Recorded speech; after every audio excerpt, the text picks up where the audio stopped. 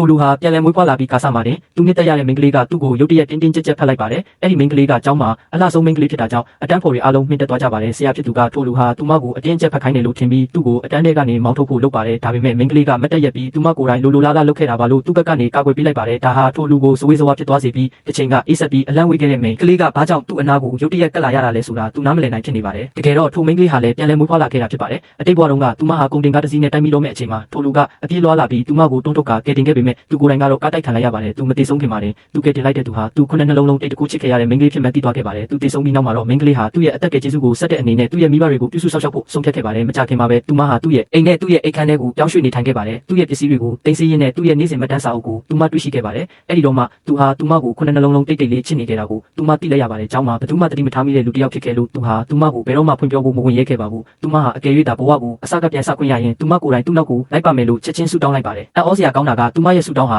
တကယ်ပဲပြည့်ခဲ့ပါတယ်သူ့ကိုမြင်လိုက်တဲ့အချိန်မှာတင်ဒီဘဝမှာတော့သူ့ကိုသူမကပဲကာကွယ်ပေးမယ်လို့ဆုံးဖြတ်လိုက်ပါတယ်ဒါပေမဲ့ထိုလူကတော့သူမရဲ့စိုက်ကြည့်နေတဲ့အကြည့်တွေကြောင့်အနေရခက်နေခဲ့ပါတယ်ဒါကြောင့်ကျောင်းစင်ကောင်းလောင်းတီးတာနဲ့သူဟာအတန်းထဲကနေအမြင်ပြေးထွက်သွားပါတယ်မိန်းကလေးကသူမဟာအရန်စိတ်အားထက်သန်လွန်သွားပြီးသူ့ကိုဖြည်းဖြည်းချင်းပဲချင်းကပ်တင်နေဆိုတာသတိပြုမိသွားပါတယ်တစ်ချိန်တည်းမှာပဲထိုလူဟာအတန်းထဲကထွက်လာတာနဲ့သူ့ရဲ့အချစ်ဦးနဲ့တိုးပါတော့တယ်သူမကရေငတ်နေလို့သူ့ကိုရေခဲမုတ်ဝဲကျွေးဖို့ခိုင်းပါတယ်ထိုလူဟာအတိတ်တုန်းကသူ့ရဲ့အချစ်ဦးကသူ့ကိုဘယ်လိုဖွင့်ပြောခဲ့တယ်ဆိုတာကိုချက်ချင်းသတိရသွားပါတယ်သူမကသူ့ကိုတကယ်ချစ်တာလို့သူထင်ခဲ့လို့သူမအပေါ်အရန်ကောင်းခဲ့ပြီးဈေးကြီးတဲ့ပစ္စည်းတွေကိုလည်းခဏခဏဝယ်ပေးခဲ့ပါတယ်ဒါပေမဲ့နောက်ပိုင်းမှာတော့သူ့အချစ်ဦးကသူ့ကိုအပေါ်လူဘာကတယောက်လိုပဲသဘောထားခဲ့တာကိုသူသိခဲ့ရပါတယ်အခုဘဝတင်မှာတော့သူဟာနောက်တစ်ချိန်အလိုက်မသိတဲ့လူအဖြစ်မခံတော့ပဲရေခဲမုတ်ဝယ်ပေးဖို့ကိုပြပြတတညင်းဆိုလိုက်ပါတယ်သူ့ရဲ့သဘောထားကိုမြင်တဲ့အခါအချစ်ဦးဖြစ်သူကအကယ်၍သူသားသဘောမတူရင်တခြားကောင်လေးတယောက်ရဲ့ဖွင့်ပြောမှုကိုသူမလက်ခံလိုက်မယ်လို့ချင်းချောက်ပါတယ်ဒါဟာသူ့ကိုအရင်လိုပဲသူမအကြိုက်လိုက်လို့လာအောင်လုပ်နိုင်မယ်လို့သူမထင်နေတာပါဒါပေမဲ့ဒီတစ်ချိန်မှာတော့သူဟာသူ့အချစ်ဦးဘယ်သူနဲ့တွေ့ကြည့်မဆိုင်တော့ပဲသူမကိုသူ့အနာကနေဝေးဝေးမှာပဲရှိနေစေချင်ပါတယ်သူ့အချစ်ဦးဟာစိတ်ပူလာပြီးသူပေးခဲ့တဲ့ချစ်သူများစွာလောကိုလူပုံအလဲမှာထုတ်ယူကသူမရဲ့တငယ်ချင်းကိုအတန်ကျကျနဲ့ဖက်ခိုင်းပါတယ်မကြခင်မှာပဲသူမရဲ့တငယ်ချင်းကအတန်းဖော်တွေကိုလူစုပြီးစာထဲကအကြောင်းအရာတွေကိုဖက်ပြပါတော့တယ်ကျောင်းသားတွေကလည်းဒီလိုအေးဆေးဆေးနေတတ်တဲ့လူတစ်ယောက်ကဒီလောက်တောင်အသေးရစရာကောင်းတဲ့စာမျိုးရေးတတ်တာလားဆိုပြီးအံ့ဩကအတင်းတွေပြောကြပါတယ်သူ့အချစ်ဦးကသူသာတောင်းပန်ပြီးရေခဲမုံသွားဝယ်ပေးရင်သူမခွင့်လွှတ်မယ်လို့ပြောပါတယ်ဒါပေမဲ့ထိုလူဟာမလုံးမရှက်ပဲဒေါသတကြီးနဲ့သူမကိုအေးဆက်စွာစိုက်ကြည့်နေပါတယ်သူ့အချစ်ဦးကစာကိုစုပ်ခဲပစ်လိုက်ပြီးသူ့ကိုဘယ်တော့မှစကားမပြောတော့ဘူးလို့ပြောပါတယ်သူမရဲ့တငယ်ချင်းကလည်းအခုလိုလူပုံအလဲမှာအဆက်ကွဲပြီးရင်ဘယ်မင်းကလေးကမှသူ့ကိုပြန်ကြိုက်မှာမဟုတ်တော့ဘူးလို့လှောင်ပြောင်းပါတယ်